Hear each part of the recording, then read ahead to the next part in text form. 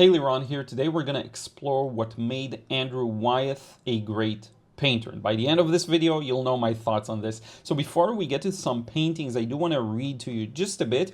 I have done a bit of research, but I think it's fun. So Andrew Wyeth was a leader in the American regionalist movement, which, by the way, I tried delving deeper into. I don't feel like I have a good enough understanding of the movement, but I do know it was centered around that time period, and it has very interesting, very localized, local feeling paintings with a lot of character. And his steering paintings captured a rugged atmosphere of the United States during the mid-20th century. He actually passed away not that long ago, if I'm not mistaken. Was it 2009? Which sounds new. He is also associated with the wider magical realist movement for his ability to create strangely uncanny, highly realist effects and the way he highlighted the magic wonder of the real world. About technique, for a bit. Wyeth painted with egg tempera on panel. So what it says here is Andrew Wyeth adopted the egg tempera technique of the Renaissance for many of his most famous paintings.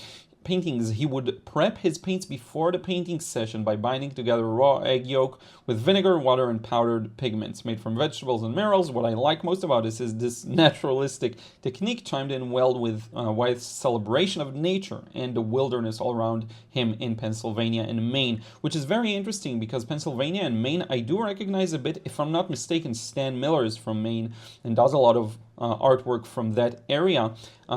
As well as portraits, of course, and I do see a bit of Andrew Wyeth and Stan Miller's work, but that's a different subject. One more thing, I did read that Wyeth avoided oil, so that's interesting. Now, let's get into some paintings. So we'll get started with my personal favorite. I'm not gonna bury the lead.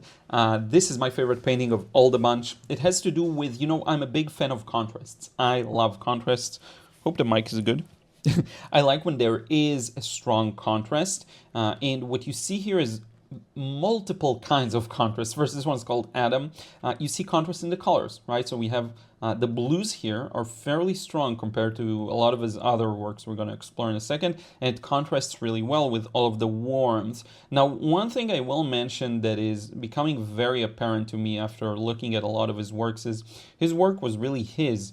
I know there are always influences, and when you go back in time and you actually explore a person's life, you can find similarities to a lot of other works, but I've actually looked at other works from that time period, and there does seem to be a special uniqueness to his composition, the way he arranges everything. So this person is standing right here, almost in the middle, and this fence goes here, and you can see a bit of the hills behind that. The way he kind of composes and connects everything together is quite unique. Putting the birds here is really genius, and this little contrast with this piece of wood that has this, it's just brilliant. Now, even within his other colors, so if you look, for example, this section here, you can see a lot of this warmth and coolness within the shadow. So there's a bit of gray that interprets in our minds as more of a blue. So there's a lot of temperature play here, but I do love the contrast in light and shadow too. So for a lot of his other paintings, you'll see it feels a little more overcast, and for this one it doesn't, which is why this one is definitely my favorite. It's not the most famous one, we'll get to the most famous one, of course, but one thing I do want to direct your attention to is this little bit here. This is probably the strongest blue in this entire scene and most of his paintings that I've seen. This little bit here that has reflected light from whatever, it could be the man's cheek, it could be this area.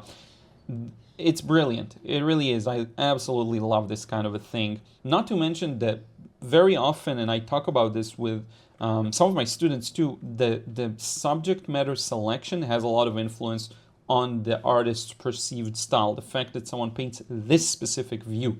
The way he interprets it, of course, is unique, but the mere choice of painting this view alone sets the uniqueness, just like a different artist may be more proficient or more selective of cityscapes, right? It's not necessarily a matter of proficiency. I'm sure he could paint everything.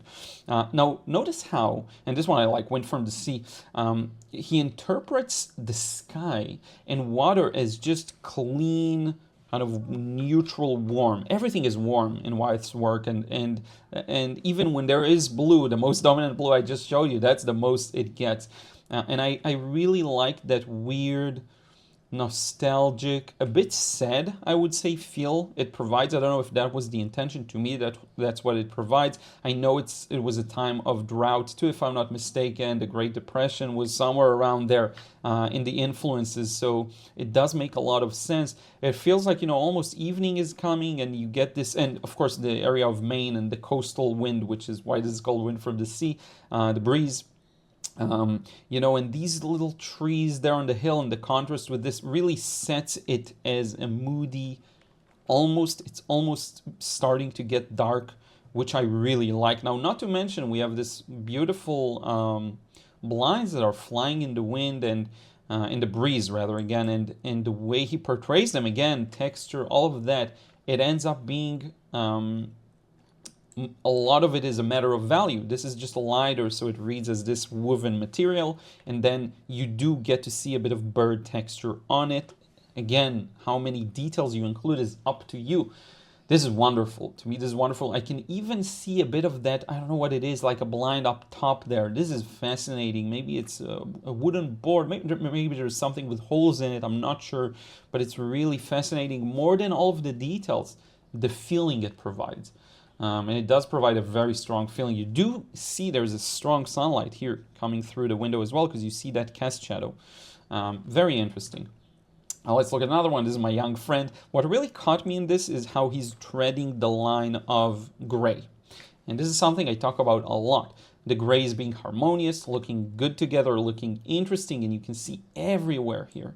There's warmth and gray, warmth and gray. This is like a gray that feels a little cool. So there's always these plays. You see this little bit of blue there. I don't know, a lot of the paintings, unfortunately, I've found like 5 versions of each one, and each one looks like the photo was manipulated because they're old and some pictures are taken at a museum. It's not perfect scans.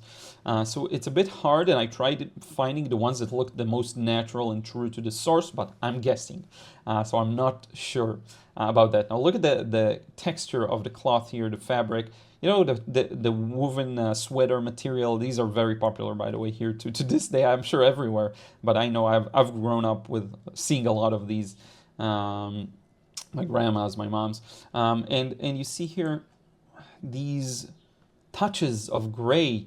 They complement so well the touches of yellow that looks a bit ochre to me. And even though there is a lot of variance, it works very well harmoniously. And that's something that, when you get started, it's a challenge. It can be a challenge. Now, I've already hinted at it, but I think with this next painting, we can kind of go full out with it. What made, in my opinion, Andrew Wyeth's work great, and him a great artist, is the ability to convey to us the uniqueness with which he saw everything around him. It's the seeing, so he was able to see things in a unique way, which I think everyone is able to some extent, but the ability to do it on paper, the willingness and ability both to do it on paper and really do his own thing, and you can tell it's a Wyeth's work, and hopefully all of these are whites, because there's a lot of confusion online, but you can tell the style. One thing I really like about this, I'm a big fan of these types of trees. I don't know if that's a birch tree. This one's called, by the way, Pennsylvania Landscape. This is, if I'm not mistaken, tempera on board. And the way he conveys these large tree trunks that are gray, it's just a gray over a gray sky. But the control, the gentle control with which he does it is magical. Actually, let me sample this for you in Photoshop. You'll see it's pretty crazy. So if we open this up in Photoshop, look at the types of colors we're getting here. So we get this warmth. Sorry, I'm going to switch to this kind of a brush. We get this warmth. We get this coolness. We get this red. We get this a bit of almost a hint of a green there. See, and it's all so much within that constrained little palette of very carefully selected colors that convey that atmosphere really, really well. But in any case, back to our slideshow. Let's look at another one, Sandspit, I think this one's written. Absolutely love this. This was almost the thumbnail for the video, but I couldn't resist changing it. But yeah, just wonderful. The first thing that strikes me here, big shapes, big composition, ground, trees, this woman, and the coolest part is if you look at this section right here, like who does that? Who includes this sliver of ground here of trees? Just a bit of it. It's almost compositionally blasphemous, but he just did it because that's how he saw it. To me, I think that's part of the uniqueness with which he saw the world. That's what I think, at least when I see this. This is wonderful. This strip of trees that's barely noticeable. Why would you have? Why not make it here? Why not make it a stronger contrast between the jeans here and the background that is being darker? Why do this contrast with the highlight and the sky? Who knows? That's how he saw things very uniquely. Now, if we get into the depth of it, the contrast, the textures, and how they're contrasted with the details, and maybe some random, I don't know if it's tree barks, seashells, that's how I got carried in here. And the tree texture is brilliant. It is a little abstractized, but it has everything in it. And the ability to portray this large of a shape that is simply the ground. I find that inspiring because I don't think this is something I've yet explored as deeply. So to me, this is wonderful. Now, if you look at the connection between the shapes, this area right here, I love these little, I don't know what you'd call these, kind of weeds or whatever. Just wonderful. Wheat maybe, leaves, I don't know. Just fantastic, fantastic. This is one of my favorites for sure. These little details within the texture, they make it so nice, and there is an overarching transition from light here over to a little darker, but it's very gentle. So yeah, absolutely love this. And of course we have to show Christina's world. This is the most famous one. I couldn't resist putting that in the thumbnail eventually. To me, this is a very strange painting, but I really like it. So I would say, to me, one of the things I really appreciate is this kind of connection between the figure here, presumably Christina, and this this little house. And first off, I'm a huge fan of the history of, meaning that's what the house looked like back then. Now, it could look like this now, today too, I'm not sure, but I love being able to see what the time looked like. Using realistic paintings, because sometimes in areas and places there were no photos. Now, I'm not sure, there probably were photos of this area, but sometimes you don't have photography, and I'm a big fan of that. I like how it communicates together. The Christina, I don't know if it's Christina, but presumably this woman, and this structure here too. And again, strange composition, right? Aligning these two together vertically, that's strange. Having this focal point so close to the edge, same here. It's not. This could be more like a third, more of a common way of placing elements, but this so far at the back and so detailed with this vast space in the middle. I don't know if the message he was trying to send is look at this vastness of this space, or it just somehow turned out like this. But I like it a lot. There is also some interesting contrasts going on with the colors, because the ground and all the wheat and the leaves, whatever it is, it's a yellow-greenish kind of gray, and then it contrasts really nicely with the dress that's a little pink. These are pretty much complementary colors on the color wheel, red and green, in this case pink, and a neutral kind of greenish brown. They work really well together, is my point. So yeah, definitely a standout piece. This became, of course, iconic completely. Even though some other paintings to me are more interesting, it's fully iconic. If anything, I like this one, Sandspit, a little more, but that's just my own taste. I know that. That's my own kind of uniqueness of taste. Here's another one I really appreciate. Sea Boots, it's called, again, with the composition. We're going to get to the boots, but look at this hill, and then you just see the triangular shape of the top of the house or the structure. This is genius.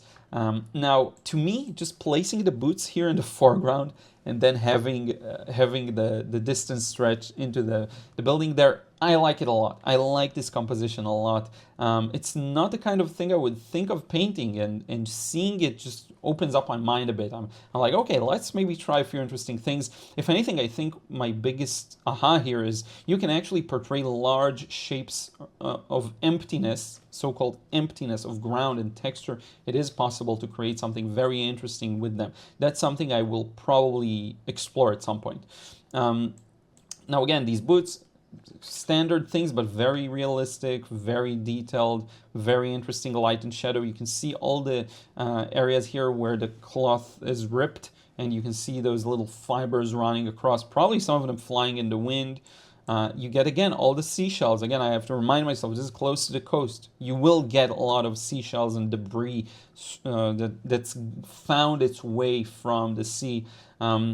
One more thing to look at here is it's interesting how there are a lot of ways in which he commands these boots as the focal point. Again, strong contrast. There is beautiful reflected light or shadow on the ground, so the light kind of hits the boots. Some of it is reflected, making this area a little more bright, of a brighter orange. The shadow has a lot of transparency to it, a lot of interest to it. All of these strong contrasts within. The shape of the boots is very interesting. To me, when I look at the bottom part, it looks even more modern than it probably is. I'm not sure what year this was painted, but it feels a little more modern. And this orange, beautiful rusty orange that, I don't know, maybe hints that these are wet all the time or something like that. That I really, really like. And again, it commands the attention. But even when you look at this structure here, look at how the light, again, it pours over it. So this part's more in the light, this part's more in the shadow. But that almost boldness in big shapes. I love that kind of a thing. So now we have the Helga pictures, which is a collection, a lot of them. I did choose this one. There's a lot I can say. I don't want to make this video super duper long, but there's a lot I can say about this one as well. But I think the uniqueness to me comes in the form of, I do recognize, and this is of course a cover of a book if I'm not mistaken, I do recognize a lot of use of cools here in the hair. Some of it is just, you know, dirt and stuff from the skin, but this here, the way this turns from a slightly brighter brown into a cooler dark. And again, the sweater itself, it's just a more grayed out, almost cool feeling color, which I really, really like. And there is, of course, the element of capturing a person's not only likeness, but also almost mannerisms, if you're able to capture that something unique about them. It's not just very accurate. There's some of what a person's thinking about, their mannerisms, their character comes through in their facial features, you know, how the wrinkles are arranged. And it's not just a matter of accuracy, it's a matter of perception and really looking for these things. I think this is brilliant here. Even this, like, just the nuances of light and shadow, forget about, for example, for instance, the character and all of that, just pure technical sense.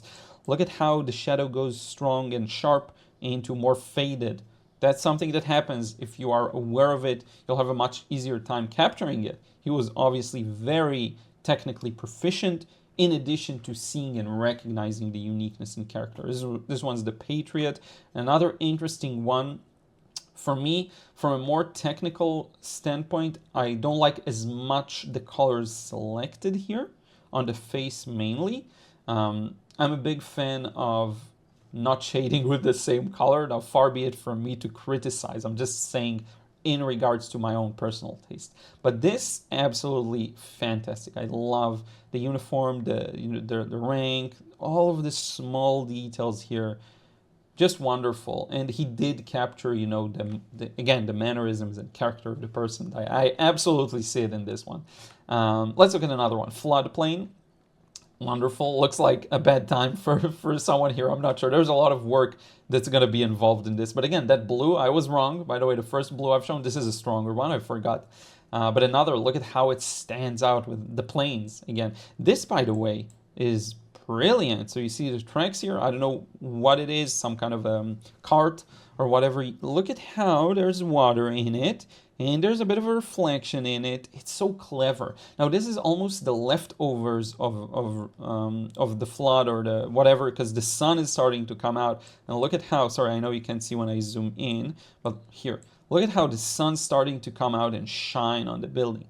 That kind of a thing I really, really like. Again, you know, I like strong contrast, but it really contextualizes the whole thing, right? So when you look at this little section here, you suddenly realize, okay, this is all overcast, which I really, really like. We have Evening at Querners. If I'm not mistaken, it's a family. There's a portrait of a Querner. To me, what stands out here is the greens. You know, and every painting here I had to research and make sure it's actually Andrew Wyeth's painting, because there's a mess online with all the, there are a lot of master studies, and there's a lot of things here. If I made a mistake, you let me know, but because this is quite unique, I could have thought, you know, maybe it's not his, but all of these greens, these almost like seaweed, you know what I mean? With the texture and the color, very unique compared to the other works. And again, that kind of courage in placing in a bunch of textures and letting some details tell the story and having the rest really abstract. And I think I read somewhere that he was a fan of abstracting things. He enjoyed that kind of a thing. Here's another interesting one, Winter Carnival. This one almost looks more like watercolor. I don't know, I think it's egg tempera. That makes sense to me. That feeling, those backgrounds here, that more of what we're familiar with. But when you look at this kind of a thing, you know, I don't paint this way. I never even thought of painting this way. All of this emptiness, and then all of these very subtle warms and cools. I would never think to paint this way. And it's very interesting for me to see something that is just pure contrast with what I do. Very interesting piece to me. Very creepy mask too. I think these masks are super creepy. A bit blue on the eye, red on the ear, a bit of this strong orange. I like these touches of stronger colors in there. It's wonderful. You don't need much to tell a story too. And lastly, I'm going to finish up with Winter, because I really like this one. I don't know what captured me about it. It's very similar to Christina's World in a way. You know, the composition, just one figure, big, plain. A bit different from the sand spit, because the angle and everything else. This is more from above again. I quite like this one. I like the unique dress and the feeling of wind and the feeling he's turning around. I'm not sure how this was painted. I'm not sure what the setup was. Like, how do you get a person to pose? Or is it like, how does it work? I'm not sure, but I quite like it. By the way, I see now there's a small part of it cropped. I'm going to try and fix it, but that's fine. It's not the end of the world. A bit of the sides of the painting are cropped. But yeah, absolutely love this. And I really think what made him great is that ability to tell it as he sees it. Whether that's the willingness to do it, the ability, the technical proficiency to do it, all of these things combined, when you look at it, it's no doubt Andrew Wyeth, and it makes me think, okay, what is, and I know people can recognize styles very easily. People always say they recognize my style, but still, it makes me think, how can I make it more of my own, more of my uniqueness, more of how I see things? And to me, that's very interesting. To me, that's very interesting. But in any case, I want to thank you so much for watching. I really do appreciate it. Feel free to dive deeper into Andrew Wyeth's work. I think it's interesting. I don't think there are any specific lessons I'm taking from this, to be frank with you. It's more of that permission to explore more of what I want to show and how I want to paint. That's, to me, the takeaway, if there is one. So yeah, hope you enjoyed this one. Don't forget to leave a like. Let me know in a comment down below your thoughts. Subscribe if you haven't. Turn on notifications by hitting the bell, because I do go live once a week. I will talk to you again soon. Take care.